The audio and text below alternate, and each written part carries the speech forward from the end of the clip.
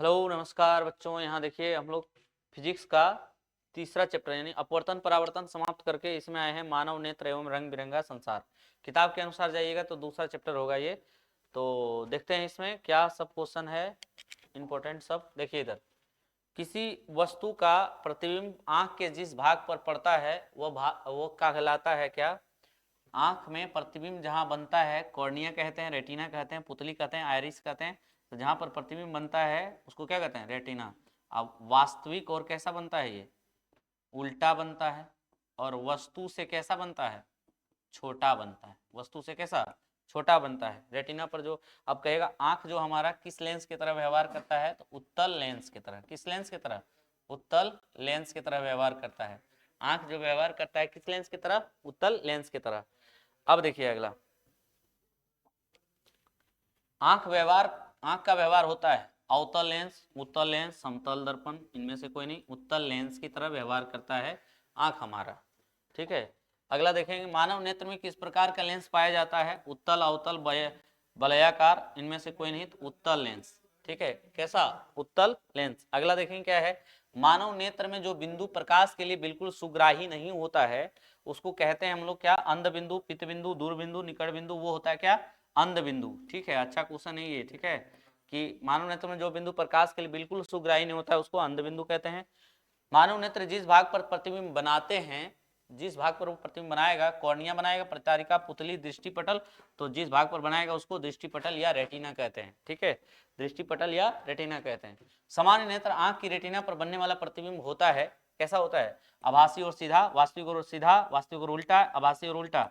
तो वास्तविक और कैसा होता है? उल्टा। वास्तविक जब भी हुआ समझ जाइए वो कैसा होगा? उल्टा होगा।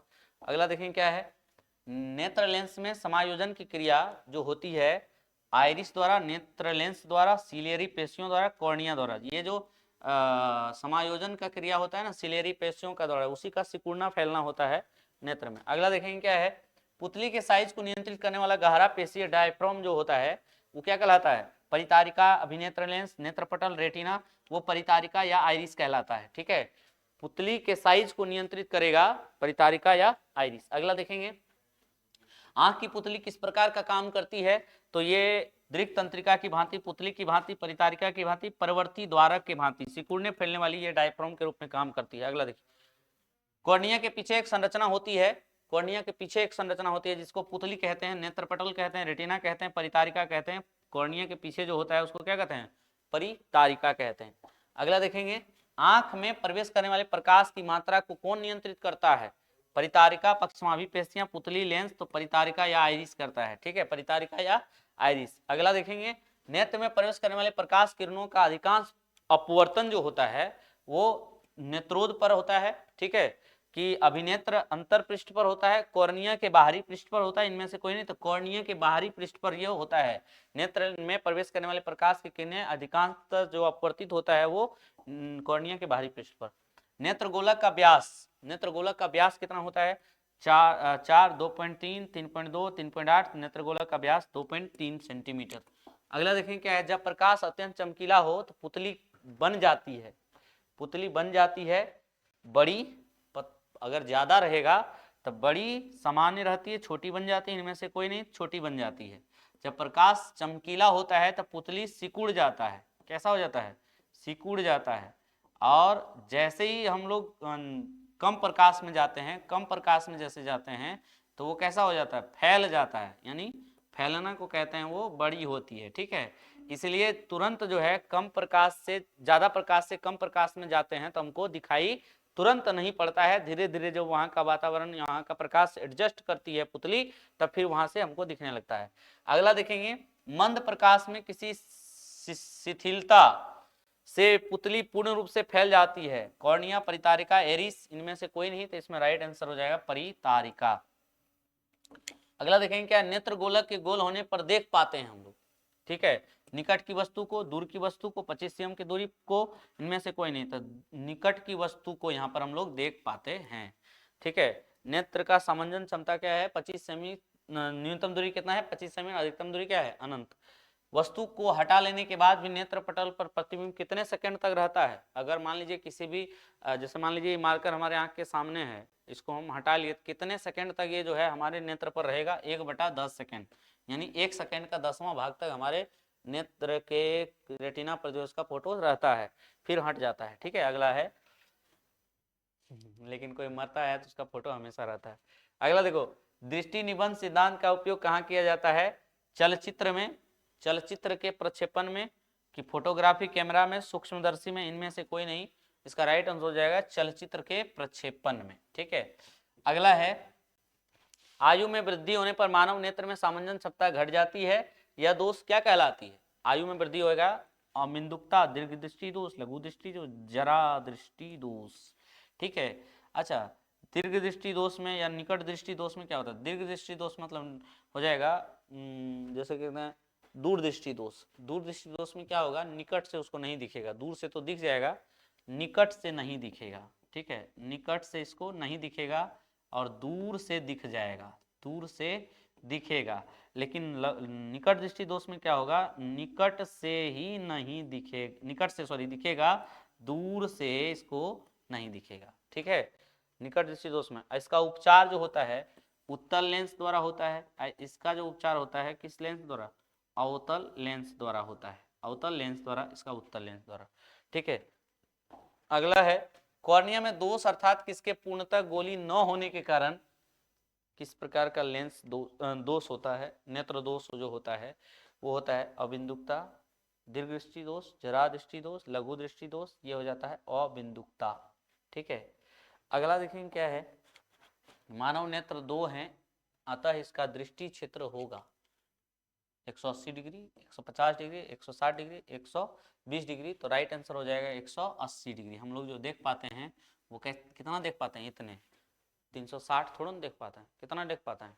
यहाँ से लेकर यहाँ तक, यानी 180 डिग्री को हम लोग क्या कर पाते हैं? दोनों आंख से देख पाते हैं। ठीक है, 180 डिग्री हम लोग देख पाते हैं। कितना डिग्री? 180 डिग्री। अगला है, शिकार करने वाले जंतुओं के 2 नेत्र उनके सिर पर विपरीत दिशाओं में स्थित होते हैं, इसका दृष्टि क्षेत्र कैसा होता है? न्यूनतम अधिकतम समान इनमें से कोई नहीं, इसका दृष्टि क्षेत्र जो होता है वो ज्यादा होता है, शिकारी पशु का ज्यादा होता है। अगला, समान दृष्टि के लिए वयस्क की सुस्पष्ट दर्शन की न्यूनतम दूरी, बहुत भिवियाई, सुस्पष्ट दृष्टि की न्यूनतम दूरी कितनी होती है? 25 सेंटीमीटर। ठीक है, 25 सेंटीमीटर। ये न्यूनतम दूरी इतना हो गया, न्यूनतम दूरी इतना हो गया, और अधिकतम दूरी कहेगा कितना? अधिकतम कितना होता है? अधिकतम जो होता है वो अनंत होता है। अधिकतम क्या होता है? अनंत। अगला देखेंगे क्या है, एक नेत्र वाले व्यक्ति का दृष्टि क्षेत्र जो होगा वो कितना होगा? एक नेत्र अगर किसी का रहेगा 40 डिग्री, 60 डिग्री, 180, 150, इनमें से कोई नहीं, एक आंख रहेगा तो कितना तक देखेगा? यहाँ से लेकर इतना 150 डिग्री तक देखेगा। 30 डिग्री का घाटा लग जाता है एक आंख, एक आंख नहीं रहने के बाद क्या डिग्री घाटा लगता है? 30 डिग्री का। तो यानी 150 डिग्री तक वो देखेगा। अगला है, एक नेत्र वाले व्यक्ति को सारा संसार कैसा दिखता है? ठीक है, द्विविमी, चपटा, त्रिविमी, गोल, क ख दोनों, इनमें से कोई नहीं। तो इसको जो दिखता है द्विविमी या चपटा हुआ दिखता है। हमारे 2 आंख सिर पर स्थित हैं, अतः हमें वस्तु दिखता है। कैसा दिखता है हम लोगों को? द्विविमी, त्रिविमी, क ख दोनों। तो हम लोगों को जो दिखता है त्रिविमी या दिखता है। अगला देखेंगे क्या है, रेटिना प्रकाश को परावर्तित करता है विद्युत ऊर्जा में, विद्युत सिग्नल में, वास्तविक प्रतिबिंब में, इनमें से कोई नहीं। तो ये सिग्नल के रूप में तंत्रिका को भेजता है। अगला देखेंगे, अभिनेत्र लेंस की वह क्षमता जिसके कारण वह अपनी फोकस दूरी समायोजित कर लेता है उसको क्या कहते हैं हम लोग?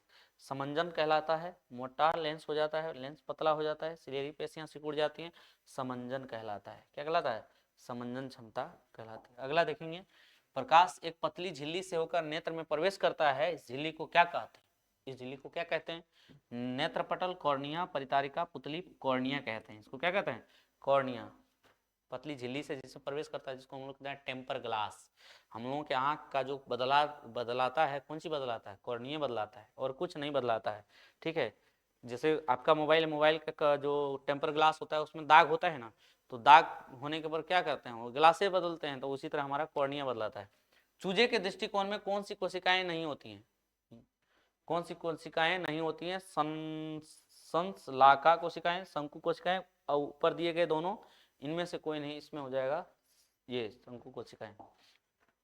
अभिनेत्र लेंस की वक्रता में परिवर्तन के द्वारा होता है। अगर अभिनेत्र लेंस में परिवर्तन होगा एरीज द्वारा परिचारिका पक्षमाभी के द्वारा ये होता है। अगला देखेंगे क्या है, पेशियों के शिथिल होने पर अभिनेत्र लेंस की फोकस दूरी लगभग हो जाती है।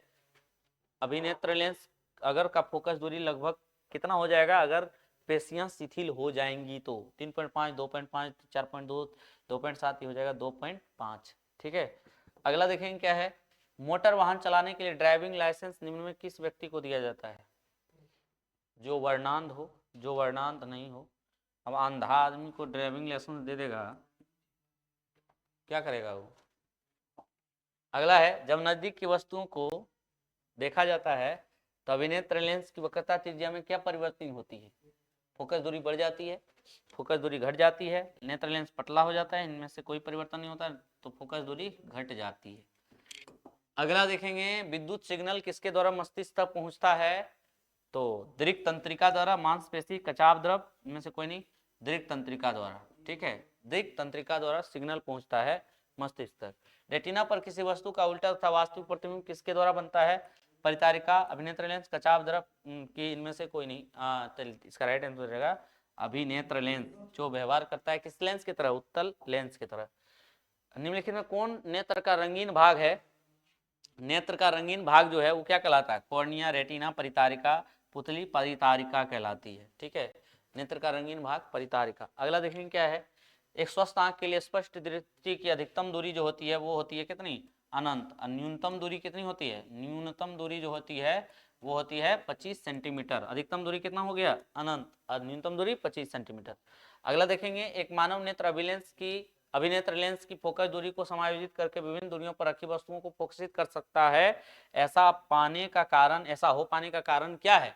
जरा दूरदर्शिता, समंजन क्षमता, निकट दृष्टि, दीर्घ दृष्टि। समंजन क्षमता होता है इसका मुख्य कारण है, समंजन क्षमता। अगला देखेंगे क्या है, जो नेत्र निकट वस्तु को साफ नहीं देख सकता वह नेत्र में होता है दूरदृष्टि दोष, निकट, जरा दृष्टि दोष, वर्णता। निकट वाला वस्तु को साफ नहीं देख पाएगा, दूर वाला देख पाएगा। ठीक है, उसको हो जाएगा दूर दृष्टि दोष। दूर वाला जो दिखेगा वही दृष्टि दोष। अगला देखेंगे, निकट दृष्टि दोष उत्पन्न होने का कारण अभिनेत्र लेंस की वक्रता का बढ़ जाना, वक्रता का घट जाना, नेत्र गोलक की लंबाई घट जाना, सभी कथन सत्य है तो अभिनेत्र लेंस की वक्रता का बढ़ जाना हो जाएगा। किस दृष्टि दोष को अवतल और उत्तल दोनों लेंसों से द्विफोकसी लेंस द्वारा संशोधित किया जाता है? द्विफोकसी लेंस से निकट दृष्टि दोष, दीर्घ दृष्टि, जरा दूरदर्शिता, मोतियाबिंद, जरा दूरदर्शिता को द्विफोकसित किया जाता है दोनों ये बाइफोकल लेंस द्वारा। ठीक है, और इसका जो निकट दृष्टि दोष के लिए उपयोग होता है अवतल लेंस का होता है, इसमें उत्तल लेंस का होता है। ठीक है, इसमें जरा दूरदर्शिता में बाइफोकल लेंस यानी द्विफोकसी लेंस का प्रयोग किया जाता है। अबिंदुकता नेत्र दोष वाले व्यक्ति के चश्मे में किस तरह के लेंस से दोष का निवारण होता है? अबिंदुकता अगर होता तो अवतल लेंस, बेलनाकार लेंस, उत्तल लेंस, द्विफोकसी लेंस, बेलनाकार लेंस। ठीक है, अबिंदुकता अगर होता है तो उसको कौन सा लेंस लगाया जाता है? बेलनाकार लेंस। ठीक है, याद रखिएगा बेलनाकार लेंस। दोष रहित 25 सेम और अनंत के बीच रखी वस्तु को आसानी देख पाता है, इसके बीच की दूरी को क्या कहते हैं? दृष्टि परासर, दृष्टि बिंदु परिसर, निकट बिंदु परिसर, इसको राइट कहते हैं हम लोग दृष्टि परिसर या दृष्टि परास, दृष्टि परास। ठीक है, ये भी कहते हैं इसको। ठीक है, अगला है, किसी नेत्र का उपयोग दीर्घ दृष्टि दोष, किस लेंस का उपयोग दीर्घ दृष्टि दोष में संशोधित या इलाज के लिए किया जाता है? दूर दृष्टि दोष में जो किया जाता है अवतल, उत्तल, कभी उत्तल कभी अवतल, बेलनाकार, तो दीर्घ दृष्टि दोष में किया जाता है उत्तल लेंस का, और निकट दृष्टि दोष में किया जाता है अवतल लेंस का। अगला देखेंगे, दूर दृष्टि वाली आंखें साफ साफ देख सकती है दूर की वस्तु को, निकट की वस्तु को, बड़ी वस्तु को, इनमें से कोई नहीं। देखिए, दूर दृष्टि दोष जब होगा तो दूर की वस्तु को वो साफ साफ देख पाएगा, निकट वाले को वो साफ साफ नहीं देख पाएगा। ठीक है, अगला देखेंगे, कभी कभी कुछ व्यक्तियों के नेत्र का क्रिस्टेलियंस दुधिया तथा धुंधला हो जाता है, इस स्थिति को हम लोग क्या कहते हैं? मोतियाबिंद, अंधापन, आंख की बड़ी बीमारी का जिसका निवारण असंभव है, दीर्घदृष्टि दोष, ये हो जाता है क्या? मोतियाबिंद। क्या हो जाता है? मोतियाबिंद। नेत्र लेंस का क्रिस्टेलियंस दुधिया हो जाता है, धुंधला हो जाता है, टेम्पर ग्लास पूरे खत्म हो गया उसका। अगला है, जरा दूरदर्शिता क्यों उत्पन्न होता है? क्योंकि नेत्र की समंजन क्षमता घट जाती है, नेत्र की समंजन क्षमता घट जाती है, पक्षमावी पेशियां धीरे धीरे सबल हो जाती है, नेत्र का लचीलापन बढ़ने लगता है, नेत्र लेंस का सभी कथन सत्य है। तो नेत्र का जरा दूरदर्शिता जो होता है, इसमें सामंजन क्षमता नेत्र लेंस की क्या हो जाती है? घट जाती है, समंजन क्षमता क्या हो जाती है? घट जाती है। अगला देखेंगे क्या है, दीर्घ दृष्टि दोष होने का कारण क्या? अभिनेत्र लेंस की फोकस दूरी का घट जाना, अभिनेत्र लेंस की फोकस दूरी का घट जाना, नेत्र गोलक का बड़ा हो जाना, और अभिनेत्र लेंस की वक्रता का घट जाना, अभिनेत्र लेंस की फोकस दूरी का अत्यधिक हो जाना, ये भी हो जाएगा इसका। ठीक है, अगला है, अभिनेत्र लेंस की फोकस दूरी में परिवर्तन किया जाता है किसके द्वारा? पुतली, दृष्टिपटल, पक्षमाभी परितारिका। जब परिवर्तित होता है ना, जब भी बढ़ाएंगे घटाएंगे दूरी को, तो किसके द्वारा? पक्षमाभी पेशियों द्वारा या सिलियरी पेशियों द्वारा। ठीक है, निकट दृष्टि दोष को निम्नांकित किस लेंस द्वारा हटाया जा सकता है? उत्तल, अवतल, बाइफोकल, बेलनाकार, उत्तल। इसमें दूर ये दृष्टि दोष होता है, इसमें जरा दृष्टि दोष, इसमें अबिंदुकता, अबिंदुकता, ये दोष जब भी आएगा समझ जाइए कौन सा लेंस का प्रयोग किया जाएगा? बेलनाकार लेंस का प्रयोग किया जाएगा। अबिंदुकता आएगा तो निकट दृष्टि दोष, अच्छा निकट दृष्टि दोष है ये दूर के लिए होता है, निकट के लिए होगा ये दूर के लिए। ठीक है, राइट आंसर हो जाएगा हमारा अवतल। यहाँ पर जो हो जाएगा इसका राइट आंसर क्या हो जाएगा? अवतल। निकट दृष्टि दोष के लिए अवतल, दूर दृष्टि दोष के लिए उत्तल। अगला देखेंगे क्या है, नेत्रदान करने वाले व्यक्ति की आयु सीमा कितनी होनी चाहिए? 10 वर्ष, 25, 60, इसमें कोई आयु सीमा नहीं है, सभी आयु के बच्चे, सभी आयु के लोग नेत्रदान कर सकते हैं। अगला है, मृत्यु के पश्चात कितने घंटे के अंदर नेत्र निकाल लेना चाहिए? 2 से 3 घंटे के भीतर, 4 से 6 घंटे के अंदर, 8 से 10 घंटे के भीतर, 10 से 12 घंटे के भीतर, यानी 4 से 6 घंटे के भीतर उसका आँख निकाल करके दूसरे में लगाना होगा, तभी वो रहेगा। और एक ऐसा अंग आँख ही है जो कभी नहीं बढ़ता है, बाकी सब अंग बढ़ता है हमारा, लेकिन आँख कभी नहीं बढ़ता है, जितना है उतने रहता है, खाली ये वाला जो साइज है ये वाला जहाँ तहाँ होता है, लेकिन आँख जितना बना हुआ है उतने रहता है। इनमें से कौन व्यक्ति नेत्रदान कर सकता है? संक्रामक रोग से पीड़ित, मधुमेह का रोगी, दमे का रोगी, क ख दोनों। इसमें कौन जो है नेत्रदान कर सकता है? ये दोनों कर सकता है, ख और ग। मधुमेह का रोगी, दमे का रोगी कर सकते, संक्रामक रोग से पीड़ित रहेगा तो वो नेत्रदान नहीं कर सकता। अगला है, निम्न में कौन व्यक्ति है जो नेत्रदान नहीं कर सकते? जो एड्स से पीड़ित हैं, दमे से पीड़ित है, मधुमेह से हैं, चश्मा पहनने वाले व्यक्ति, ये सब नेत्रदान कर सकते हैं, लेकिन ये वाला नेत्रदान नहीं कर सकता है। ठीक है, एड्स से पीड़ित आदमी नेत्रदान नहीं कर सकता। विकासशील देशों में कितने करोड़ व्यक्ति दृष्टिहीन हैं? दृष्टिहीन व्यक्ति कितने हैं? तो यहाँ पर देखिए 4 करोड़, 5 करोड़, 5.5, 10 करोड़, लगभग इतना 10 करोड़, सॉरी 3.5 करोड़ लोग जो है क्या है? दृष्टिहीन है। अगला है, किसी प्रिज्म में आपतित किरण और निर्गत किरण के बीच के कोण को क्या कहते हैं?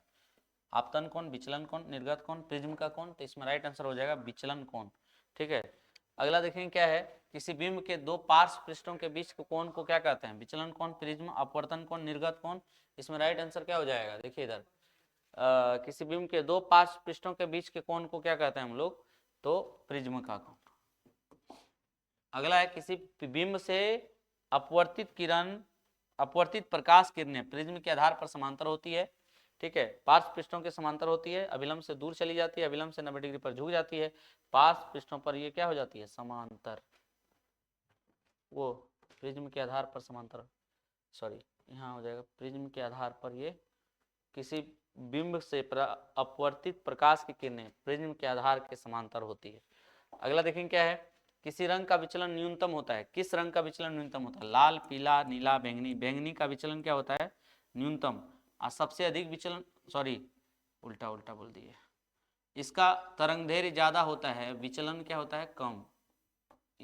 विचलन इसका क्या होगा? कम होगा। ठीक है, इसका लाल। और तरंगदैर्घ्य भी क्या होगा? इसका तरंगदैर्घ्य जो होगा ये ज्यादा होगा, अधिक होगा। इसका जो विचलन जिसका कम होता है उसका तरंगदैर्घ्य क्या होता है? अधिक। इसका विचलन क्या होगा? विचलन इसका ज्यादा होगा, विचलन ज्यादा, तरंगदैर्घ्य कम, तरंगदैर्घ्य कम होगा इसका, ठीक है, विचलन ज्यादा तरंग दैर्ध्य क्या होगा, कम इसका, तो इसमें राइट आंसर हो जाएगा लाल।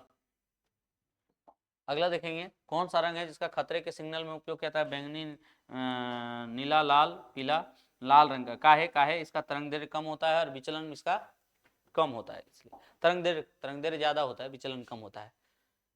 श्वेत प्रकाश जब प्रिज्म से होकर गुजरता है तो जो रंग सबसे अधिक विचलित होता है वो है लाल, बैंगनी, नीला, पीला, तो यहाँ पर हो जाएगा बैंगनी। बैंगनी रंग जो है ज्यादा विचलित होता है, इसलिए इसका तरंग दैर्ध्य क्या होता है, कम। अगला देखेंगे प्रिज्म से होकर सूर्य का श्वेत प्रकाश गुजरने पर श्वेत प्रकाश 7 रंगों में विच्छेदित हो जाता है। इस लाल रंग के प्रकाश का विचलन बैंगनी से कम होता है, हरे से कम होता है, आसमानी से कम होता है, सभी से क्या होता है, कम। विचलन लाल रंग का सभी प्रकाश से रंग से क्या होता है, कम होता है। प्रिज्म से सूर्य का प्रकाश गुजरने पर पर्दे पर 7 रंग दिखाई देते हैं, क्योंकि प्रिज्म 7 रंगों से निर्मित है। सूर्य के प्रकाश में कोई रंग नहीं है, सूर्य के श्वेत प्रकाश में 7 रंग मौजूद होते हैं। ये राइट आंसर हमारा तीसरा हो जाएगा। सूर्य के प्रकाश में 7 रंग मौजूद। द्वितीयक इंद्रधनुष में पानी के बूंद के अंदर कितने आंतरिक परावर्तन होते हैं, 1, 2, 3, 4, तो यहाँ पर राइट आंसर हो जाएगा 2 परावर्तन। जब पानी की बूंदे भीतर एक पूर्ण ही परावर्तन होते हैं, एक ही पूर्ण परावर्तन होते हैं, तो ऐसे इंद्रधनुष को प्राथमिक द्वितीयक दोनों इसको प्राथमिक कहते हैं। अगर कांच के अपवर्तनांक विभिन्न वर्णों के प्रकाश के लिए भिन्न भिन्न होता है, समान होता है, क ख दोनों होता है, इनमें से कोई नहीं, राइट आंसर हो जाएगा भिन्न भिन्न होता है। प्रकाश का चाल भिन्न भिन्न होता है, अपवर्तनांक विभिन्न। कांच का अपवर्तनांक किस वर्ण के लिए अधिकतम होता है, लाल, पीला, बैंगनी, आसमानी। अपवर्तनांक सबसे अधिक जो होगा किसी के लिए तो वो होगा बैंगनी के लिए। अगला देखेंगे कांच का अपवर्तनांक किस वर्ण के लिए न्यूनतम होगा, तो लाल के लिए सबसे न्यूनतम होगा। अगला देखेंगे क्या है, नीले वर्ण की प्रकाश में हरे वर्ण की वस्तु को प्रदीप्त करने पर यह वस्तु कैसा दिखाई पड़ेगा, तो ये हरा, काला, नीला, पीला, तो काला दिखेगा। अगला देखेंगे पेड़ की पत्तियां हरे वर्ण को की दिखती है क्योंकि यह परावर्तित करता है किसको, हरे वर्ण को, लाल वर्ण को, पीले वर्ण को, इनमें से कोई नहीं, हरे वर्ण को, ठीक है। अगला देखेंगे क्या है, लाल गुलाब को हरे प्रकाश में देखा जाए तो यह कैसा दिखेगा, लाल गुलाब को हरे प्रकाश में देखा जाए पीला, बैंगनी, काला, नीला, काला दिखेगा। अगला देखेंगे प्रकाश का प्राथमिक वर्ण कौन है, प्रकाश का जो प्राथमिक वर्ण है लाल, नीला, हरा, ये तीनों है प्रकाश का प्राथमिक वर्ण। अगला देखेंगे क्या है, स्पेक्ट्रम प्राप्त करने के लिए किसका उपयोग, कांच की सिल्ली, अवतल लेंस, प्रिज्म का उपयोग किया जाता है स्पेक्ट्रम प्राप्त करने के लिए। अगला देखेंगे सूर्य के श्वेत प्रकाश 7 रंगों का मिश्रण है, प्रिज्म द्वारा इन रंगों का विभाजन को कहते हैं अवक्षेपण, विक्षेपण, परिक्षेपण। इसमें कोई कथन सत्य नहीं, इसमें विक्षेपण हो जाएगा, प्रकाश का वर्ण विक्षेपण, ठीक है। अगला है प्रिज्म से होकर गुजरने वाली श्वेत प्रकाश को एक पर्दे पर लिया जाए तो रंगों के बैंड को कहते हैं स्पेक्ट्रम, वर्ण विन्यास, ठीक है, विबग्योर, वर्ण क्रम, VIBGYOR, तो यहां पर हो जाएगा स्पेक्ट्रम। अगला है किसी अंतरिक्ष यात्री को आकाश कैसा दिखता है, काला, नीला, लाल, इनमें कोई नहीं, काला दिखता है, ठीक है। अंतरिक्ष यात्री को आकाश कैसा दिखता है, काला। अगला जब प्रकाश वायु के कणों पर पड़ता है तो कणों के आवेश कंपन करने लगता है और कंपन से प्रकाश उत्पन्न होता है और सभी दिशाओं में फैलने लगता है। इस घटना को हम लोग क्या कहते हैं, प्रकाश का प्रकीर्णन, विकिरणन, प्रकाश का विक्षेपण, इनमें से कोई नहीं, प्रकीर्णन कहते हैं, स्कैटरिंग ऑफ लाइट। प्रकाश का जो छितराने की क्रिया को कहते हैं स्कैटरिंग ऑफ लाइट, प्रकाश का प्रकीर्णन। किस वर्ण का तरंग दैर्ध्य सबसे बड़ा होता है, लाल, नीला, पीला, बैंगनी। तरंग दैर्ध्य सबसे ज्यादा होता है लाल का और सबसे कम तरंग दैर्ध्य होता है बैंगनी का। इसका विचलन क्या होगा, विचलन जो है इसका कम होगा, यानी विचलन कम यानी न्यून होगा, और इसका विचलन क्या होगा, ज्यादा होगा, किसका, बैंगनी का। अगला देखेंगे कोलाइडी कणों द्वारा प्रकाश के प्रकीर्णन को क्या कहा जाता है, टिंडल प्रभाव, क्रिस्टल प्रभाव, कखा दोनों, इनमें से कोई नहीं, टिंडल प्रभाव कहा जाता है कोलाइडी कणों द्वारा प्रकाश के परावर्तन को, प्रकीर्णन को। अति सूक्ष्म कण किस तरह के प्रकाश प्रकीर्णन को करते हैं, तो यहाँ पर देखिएगा लाल, पीला, नीला, नीला को करते हैं। अगला देखेंगे क्या है, तो टिंडल प्रभाव प्रकाश की कौन घटना को, प्रकाश का परावर्तन, प्रकाश का अपवर्तन, प्रकाश का विक्षेपण, प्रकाश का प्रकीर्णन, प्रकाश के प्रकीर्णन को कहेगा। तरंग दैर्ध्य को समानता व्यक्त किया जाता है कैंडेला में, जूल में, एम्पियर में, एंगस्ट्रम में। तरंग दैर्ध्य को किसमें मापा जाता है, एंगस्ट्रम में, ठीक है। तरंग दैर्ध्य का ऐसा ही मात्रा एंगस्ट्रम। ये सेकंड चैप्टर भी क्या हो जाता है, समाप्त। फिर हम लोग देखेंगे अगला नेक्स्ट वीडियो में।